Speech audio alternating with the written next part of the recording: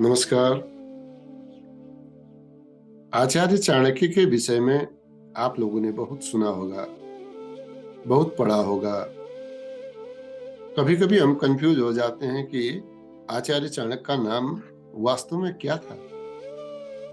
किसी से हमने सुना चाणक्य, किसी से हमने सुना कौटिल्य, कहीं पर और नाम भी आए।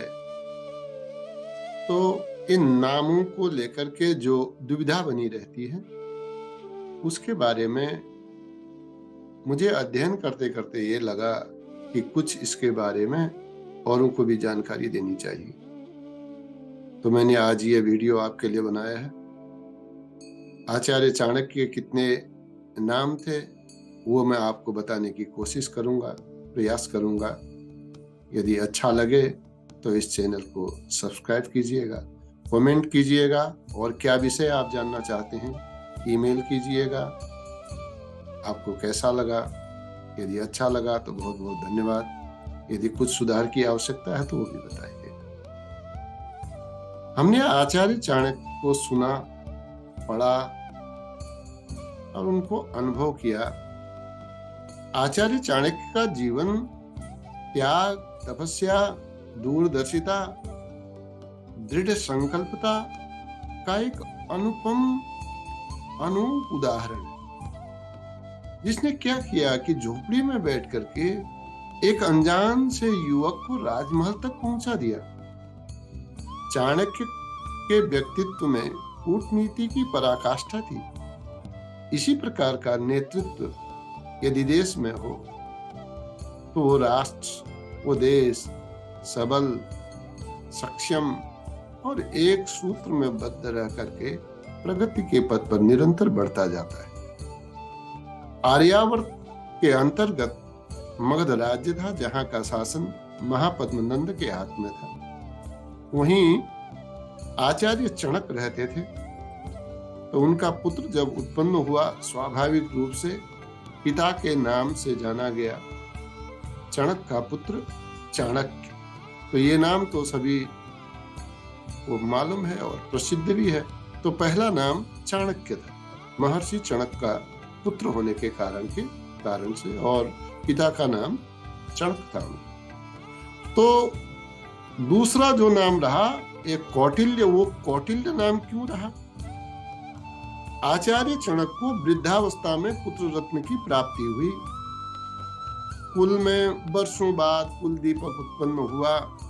तो पिता ने कहा कि नहीं, मैं तो इसका नाम कुल के आधार पर रखूंगा, ये कुल दीपक है। तो उन्होंने उसका नाम कौटिल्य रख दिया।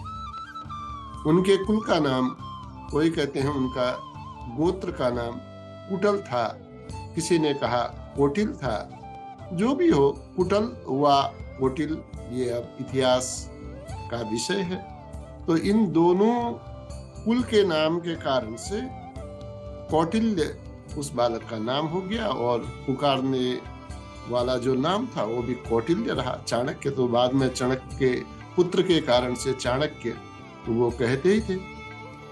तो इसी समय महापद्म जो नंद का जो निरंकुश शासन था, तो आचार्य चाणक्य बोला करते थे कि भाई ऐसी शासन व्यवस्था नहीं होनी चाहिए। विरोध में बोलने के कारण आचार्य चाणक्य का सिर काटकर चौराहे पर लटका दिया गया। बालक चाणक्य जैसे तैसे निकले और एक शपथ खा करके कि मैं इस नंद वंश को छोड़ूंगा नहीं, इस नंद को मैं मार के ही रहूंगा, शासन व्यवस्था बदल के ही रहूंगा। तो अपने को बचते बचाते हुए वो मगध की सीमा से बाहर निकलना चाहते थे। रातों रात वो बाहर निकले और मार्ग में उन्हें आचार्य राधा मोहन मिले, उनसे भेंट हुई। थके थे, उनके दांत भी गिरने से टूट गए थे। तो उन्होंने पूछा कि बालक कौन हो, थके हारे हो, कहाँ से आए हो? तो अपना परिचय उन्होंने छिपाया, क्योंकि यदि बोलेंगे कि कौटिल्य हूँ, चाणक्य हूँ, तो उनकी जान खतरे में थी।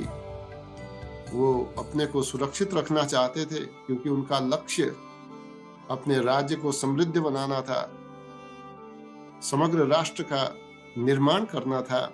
तो उन्होंने वहां पर अपना नाम विष्णुगुप्त रखा। तो राधा मोहन अपनी पाठशाला में लेके आए, वो शिक्षक थे, उन्होंने शिक्षा दी। तो वहां से एक विष्णुगुप्त, एक विद्वान विष्णुगुप्त होकर के निकले। गुरु के ही सिफारिश पर तक्षशिला में प्रवेश मिला। तक्षशिला के आचार्य और कुलपति भी प्रसन्न हुए। तो बाद में एक विद्यार्थी विष्णुगुप्त से उसी तक्षशिला के आचार्य बनकर रहे। तो विष्णुगुप्त की चर्चा चारों ओर छाने लगी। अनेक देश देशांतर में भी उनका नाम प्रख्यात हुआ। अनेक विषय के वो विद्वान बने। और बाद में जब सिकंदर ने भारत में प्रवेश किया तो अपने देश की रक्षा के लिए वो पुनः अपना मगध बचाने के लिए, मगध की शासन व्यवस्था को सुदृढ़ करने के लिए वो फिर मगध में आए। अपने देश की चिंता के कारण, अपने मगध की चिंता के कारण आचार्य विष्णुगुप्त तक्षशिला से मगध पहुंचे। जहां वो मगध की राजसभा में भी गए तो देखा कि अभी भी वही विलासितापूर्ण जीवन है। अभी भी जनता की इच्छाओं को समझा नहीं जा रहा है और अपने विलासिता में ही धन का व्यर्थ व्यय किया जा रहा है। तो उन्होंने इसका पूर्ण रूप से विरोध किया। जब कोई शासन व्यवस्था का विरोध करता है तो शासक के आंखों का कांटा वो बन जाता है। तो मगध शासक के आचार्य विष्णुगुप्त विरोधी बन गए, उनको खोजा जाने लगा। आचार्य विष्णुगुप्त ने जन चेतना फैलाने के लिए खुद को सन्यासी बना लिया और एक सन्यासी होकर जनता में देश की व्यवस्था के प्रति चेतना फैलाने लगे। और वहां पर फिर उन्होंने अपना परिचय छिपाया। आचार्य विष्णुगुप्त से आचार्य वात्स्यायन बन गए। तो इसी अवसर पर उनको युवक से भेंट हुई जो बाद में मगध का राजा बना।